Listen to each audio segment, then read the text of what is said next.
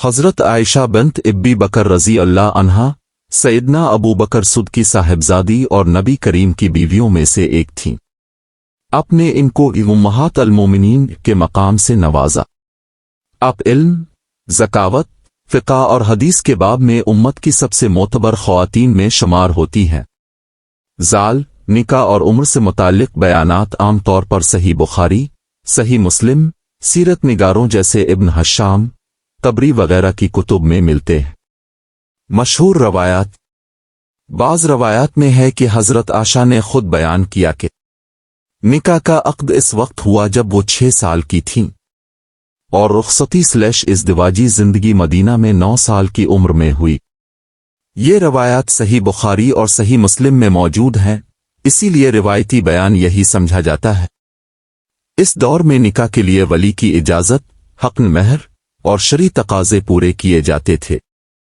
ازدواجی زندگی کی حضرت عائشہ اور نبی کریم کا باہمی تعلق محبت، شفقت اور علم سے بھرپور تھا۔ علمی مقام۔ حضرت عائشہ نے نبی سے سینکڑوں احادیث روایت کی اور بڑے صحابہ ان سے مسائل سیکھتے تھے۔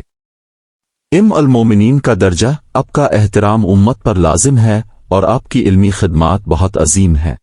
اگرچہ مشہور روایت 6 اور 9 سال والی ہے، لیکن بعض علماء نے تاریخ و سیرت کی دوسری معلومات کی بنیاد پر مختلف آرا بھی پیش کی ہے۔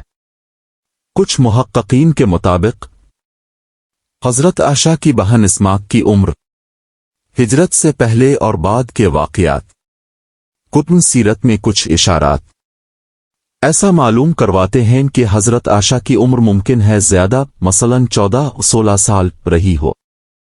کچھ علماء نے عمر کے اعداد میں ممکنہ اختلاف، نقل و کتابت میں فرق، عربوں کی اس وقت کی عمر شمار کرنے کی روایات پر بحث کی ہے۔ یہ اقلیتی رائے ہے لیکن موجود ہے۔ کچھ علماء کہتے ہیں کہ اس دور عرب میں کم عمری میں نکاح عرف اور سماجی روایت کے عین مطابق تھا، جبکہ آج کے دور کے قوانین و اخلاقیات مختلف ہیں۔ جدید دور میں کچھ علماء مشہور روایت کو مضبوط مانتے ہیں۔ کچھ عمر کے بارے میں مختلف اوقات و شواہد کو ملا کر زیادہ عمر کی رائے دیتے ہیں۔ دونوں قسم کی آرا علمی دنیا میں موجود ہے۔ حضرت عائشہ امت کی سب سے بڑی خواتین مہسا اور فقیہ تھیں۔ بڑے بڑے تابعین ان سے علم حاصل کرتے تھے۔ سیاسی کردار۔ اپنے بعض تاریخی واقعات، مثلاً واقعہ جمل میں بھی کردار ادا کیا، جن پر مورخین نے الگ تفصیل سے بحث کی ہے۔ وراثت علم۔ آپ کی علمی اور دینی خدمات آج بھی امت کے لیے مشعل راہ ہے۔ تاریخ اور موجودہ اخلاقیات میں فرق۔ بیشتر جدید علماء کہتے ہیں کہ تاریخی واقعات کو اس کے اپنے زمانے کے تناظر میں سمجھنا چاہیے، جبکہ آج کے معاشرتی اصول، قوانین اور اخلاقیات مختلف ہیں۔